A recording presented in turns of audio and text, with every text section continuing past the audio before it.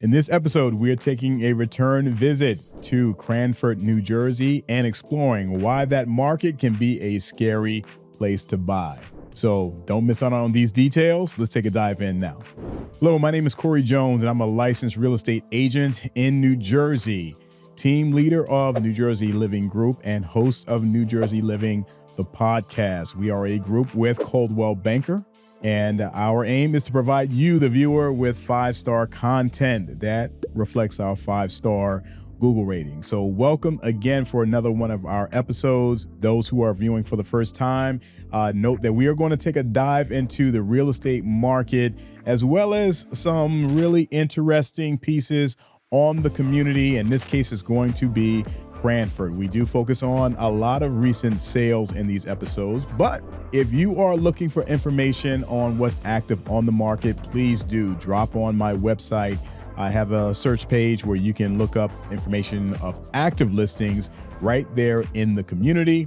Also note that for those who are in that buying market, in that buying mode right now, I do have a buyer's guide, and those who are outside of the region, I have a relocation guide. So you can scan either QR code for information there. And if you own a home, if you're there in Cranford, for example, with some of this information I'm going to share, you'll really want to know where you stand. I have 2 options for homeowners right now. You don't have to be a seller in the market right now, but just a homeowner.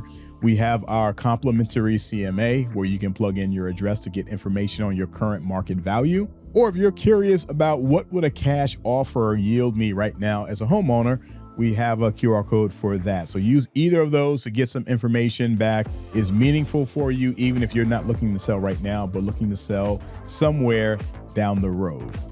On this channel, we endeavor to cover all things New Jersey. So if you're, of course, into or interested in information on the real estate market, places to dine, social entertainment scenes, and iconic locations, this is the channel for you. So please do click like, subscribe, notification bell. Stay tuned for other content just like this that is coming your way on a weekly basis. Cranford, New Jersey. This is our second visit. We really delve into second visits into locations that are prime, have high demand for one reason or another. And we know when we talk demand, we are talking the big 3. For those who have been watching for some time, you know what the big 3 are. For those who have not, the big 3 are the 3 primary factors that drive demand for real estate in northern and even central New Jersey. Yes, I do subscribe to there being a central New Jersey. It can be a bit of a controversial topic here in New Jersey. All right, so those 3 items are, first and foremost, proximity to New York City. Secondly, local train station. And third, school ratings. We'll start with proximity, and by proximity, I just do a map of a drive from Cranford, and we'll just take, say, the train station. Driving from the train station, I'm giving away one of them already. A drive from the train station to Midtown Manhattan. Yes, you can get there in less than an hour.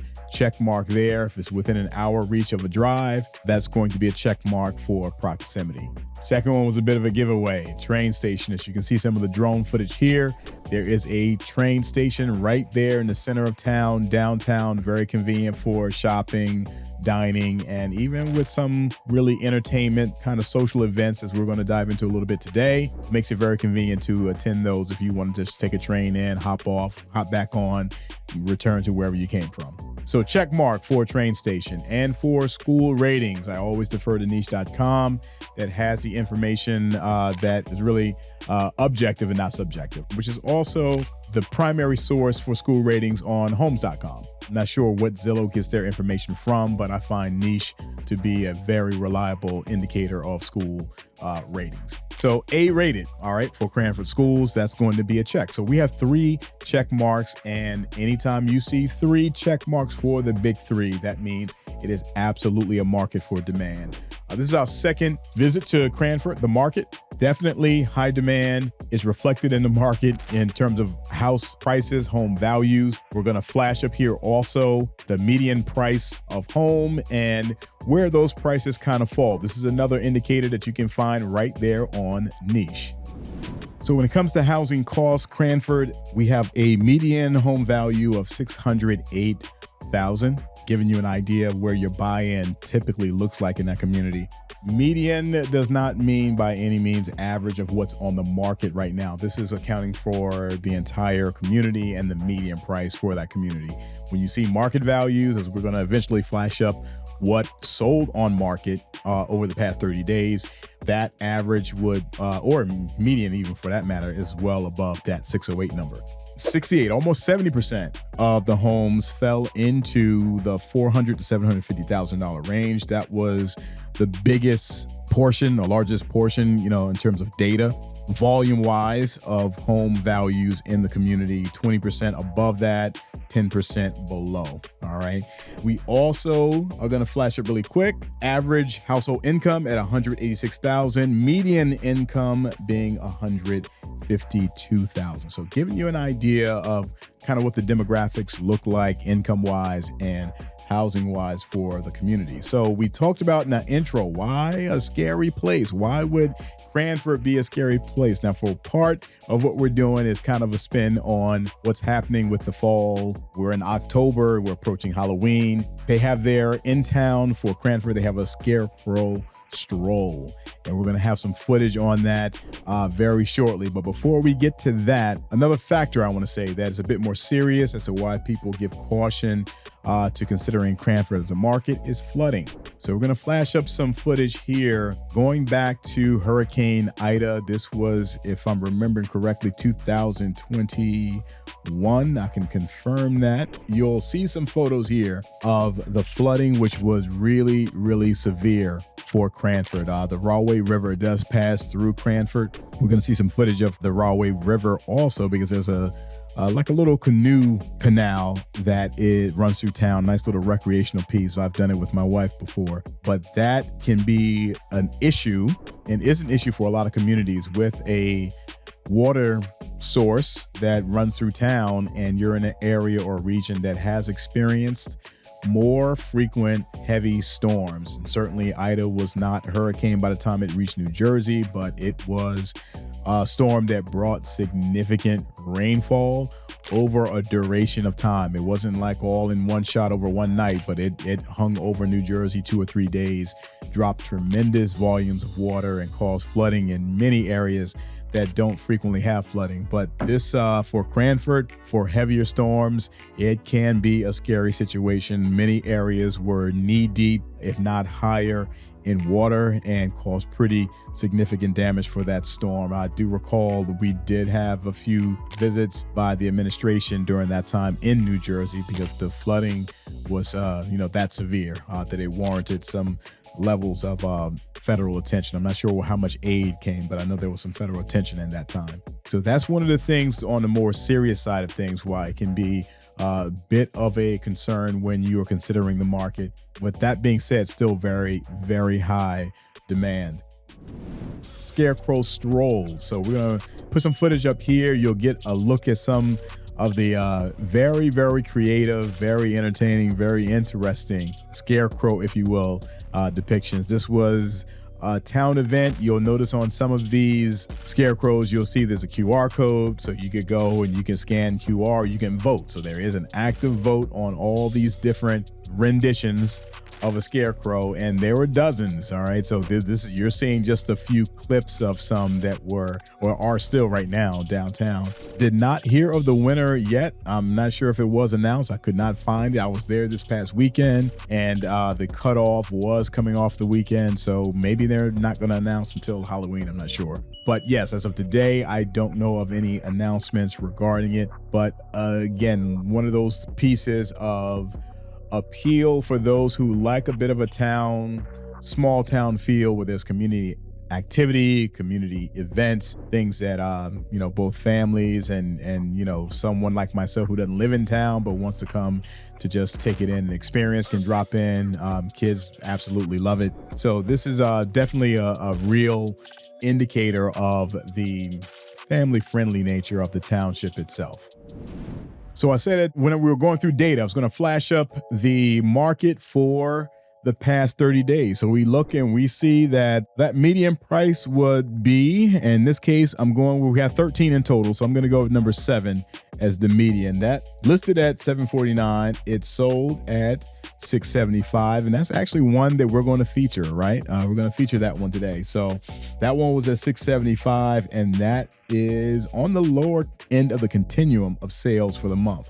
You can see that homes are not still sitting on the market very long in high demand areas like a Cranford. We can see that there's 57 days there was one property on market. The majority of the others are 30 days or less on market, because of the 13, these are all single family. So there could be condo, townhome, or multifamily sales that I did not look up and include in this list. But of single family sales in Cranford over the past 30 days, so we're talking roughly mid-September to mid-October, all but 2 of those 13 were sold 30 days or less on the market. We also see the percentage of the sales price versus list price. If you see that far column on the right-hand side, second to last, there were exactly 2 of the 13 that sold on the market. And we're actually featuring on those 2 because I want to bring some attention to market activity and some of the things that we're seeing as a bit of a trend. We're going to get more into this on another episode. So again, stay tuned because we have some fall market data, that last quarter market data coming up about what is happening in New Jersey as we get towards the end of the year here. We're going to use 2 of these that actually fell into the 90%. But we can see overall range.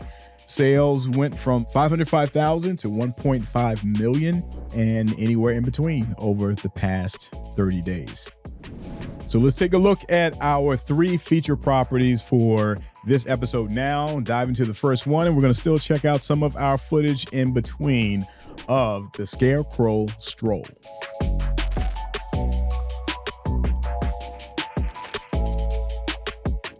Our first property, we are at 517 Lexington Ave. This section of Cranford is south of the township, very close to Garwood. This particular section is not near the train station by any stretch, but nonetheless, it is going to draw attention because in part it's in Cranford, but the other part is not in the flood zone. This particular home is not in a flood zone, right? So this was listed at $549, 5 bedrooms, 1 bath. We don't have a ton of photo footage on this one because this was pretty much an as-is sale being promoted as an opportunity to really buy a property that had upside. All right. Sometimes this means an investor's going to buy it and just totally tear it down, build from the foundation up a new property. That very well could happen here because I can see that it was a cash deal. So it was listed at $549, sold at $505, 22 days on the market. Very well could be a case where someone decides to do some significant renovations. Sometimes you find owners may go the either the home style or the 203K route to make their own upgrades, but typically a cash purchase reflects an investor purchase. And they're going to do substantial upgrade. And the most substantial is, as I said before, knocking it down entirely and building up. I've got to see a little closely when we get there, whether it was a total rebuild from foundation or just an upgrade. But we're going to see what that looks like in the Cranford market when you do a substantial rebuild or a substantial renovation that expands the property as well. But this is what we look at. I wouldn't consider this really a entry-level purchase per se, because this was truly advertised as a framework, if you will, right? Something that you can build on, all right? Kind of a blank slate, right? That you can create your own masterpiece or create a home out of it if you were, kind of a fixer-upper type or investor, total rebuild.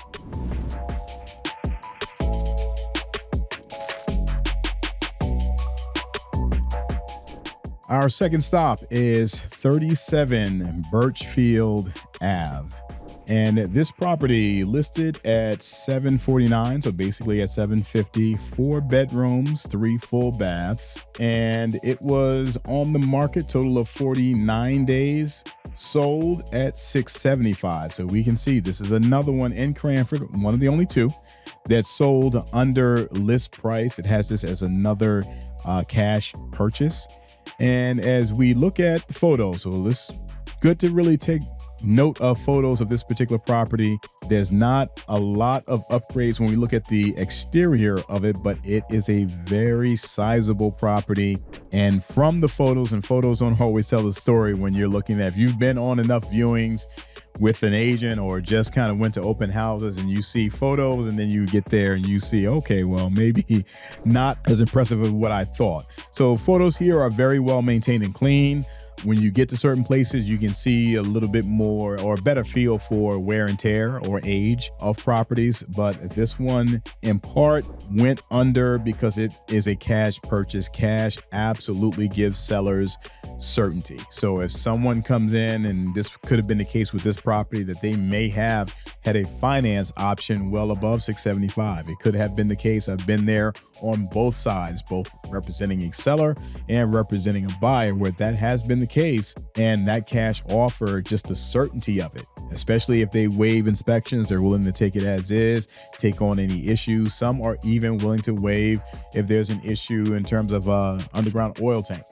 All right, with the major risk not so much being the tank itself, but if there's soil contamination, because contamination cases can go from, on the low end, $11,000-$12,000 for cleanup, for soil remediation, to like 50 grand. But if that investor, that buyer, is willing to take on that risk and buy as is, that cash offer, even at 675, $75,000 below ask, be worth consideration. All right, so sizable property. Again, taking a look at the backyard, has the detached garage, 2-car detached garage. Very, very attractive prospect of what this can become with renovation. All right, so this one, pre-war construction. So again, older home. So there's certain things that come along with that, but there's two ends of things you need to consider as a buyer when it comes to an older home, particularly pre-war. One, materials, specifically when it comes to wood. All right, what was used in construction back then, considerably better, longer lasting than what is used today. All right, so it's just a matter of how well the home was maintained, both in terms of pest control with termites and in terms of moisture remediation or protection. So provided there was not moisture damage that was over an extensive period of time, or there was extensive termites specifically, but there are other insects, both beetles, carpenter bees to a lesser degree. But there are insects that can do damage to wood, of course. But in general, these homes that were built 100 years ago were absolutely built to last. That's one thing to consider. But on the flip side, there are older systems in many of these homes. So electrical may be very, very old, right? You may have the knob and tube, electrical connections in the house, all right, which now are a hazard. You may have older plumbing that have never been upgraded, all right? So these are things that you have to consider. So there's two sides to the coin, but I absolutely encourage clients to stay open to older homes if they're concerned about condition, maintenance, and things like that. It's just a matter of how well it was maintained. And if there were upgrades, when were they upgraded? All right. And what was the quality of the upgrade, of course? So some things to consider here when we're talking about pre-war and older homes, but this is certainly an attractive price for the size of the home in this location. So I'm going to take in a little bit more footage, and then we're going to go back to Lexington for our final stop.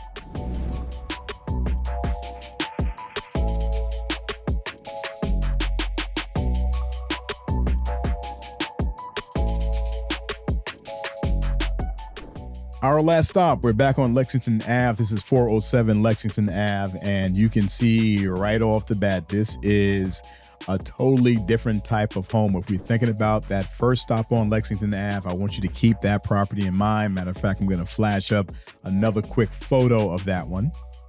And now we take a look at this. So this is what I mean by knockdown. I wasn't sure at that time we were covering whether this one would be a knockdown or something that was more of a gut renovation and rebuilt when I referenced this one during that first review. This one is certainly a knockdown. Unless there was maybe one wall that was left erected, This was a foundation up rebuild. So this is what I mean by what investors have in mind when they purchase something like the first property that we viewed on Lexington, which was, what was the number on that one? That was 517, right? So 517 Lexington compared to 407 right here. We see the open floor plan, open concept, high ceilings. We see the recessed lighting, everything, the flooring, everything here is new, everything, right? The backyard's well manicured, fencing. This is all done on a higher end type of finishing. You can really consider this luxury. Luxury has it's relative, honestly, because you have luxury on the level of 2.5 million, which is going to be different from a 7 million, which is going to be different from a 15 million, right? So I guess some could say and make the case like your Aaron Rodgers variety $17 million home in Montclair is truly luxury, right? Something like this that's 1.5 million colonial in the suburbs. For maybe the average home, it'll be considered luxury, but you get my point. It was well done, higher end finishes. All right, so we can see details on this one. It was listed at 1.189 million, sold at 1.2, 9 days on the market, 5 bedrooms, 4 full bathrooms, and it even has on the listing itself the original taxes, which were $9,987, and that tax number is absolutely increasing, at the very least doubling with this new property. They did give an estimate of the new tax, what it would be, estimating about $22,000 annually. And it depends on the community. It's best when you are looking at these projects because tax assessors' offices are not going to give a final or a firm number at closing, right? So many people are going to buy these homes with just an anticipation of what to expect. Obviously, the prudent way to ascertain what that tax number is going to be is contacting the tax assessor's office, letting them know the purchase price, and getting an estimate, which they will provide. That is going to be a rough figure until it's really finalized. And they determine that with basically the equalization rate. So they have a tax percentage of the market value to the actual tax assessed value. So that varies from town to town. And once they have the assessed value, there's a rate per $100 that they'll assess on that property. So they gave an assessment of about $22,000 on this one. Not too bad for 1.2 million, because I've seen a similar assessment about $20,000 in another township where the property would have sold somewhere around $850,000, not even 1 million, and still be $20,000 in taxes. Relatively speaking, not bad.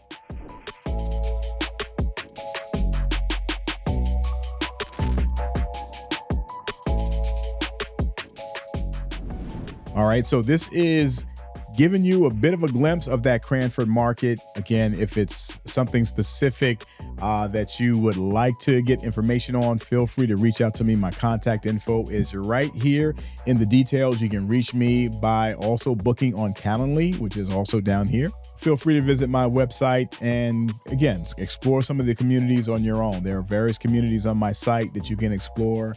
Cranford, I believe, is one of those feature communities that I have on my site. And again, if you're looking to buy or sell, QR codes are right here. All right. If you're coming from out of the region, you just want to kind of get a feel for New Jersey, have my relocation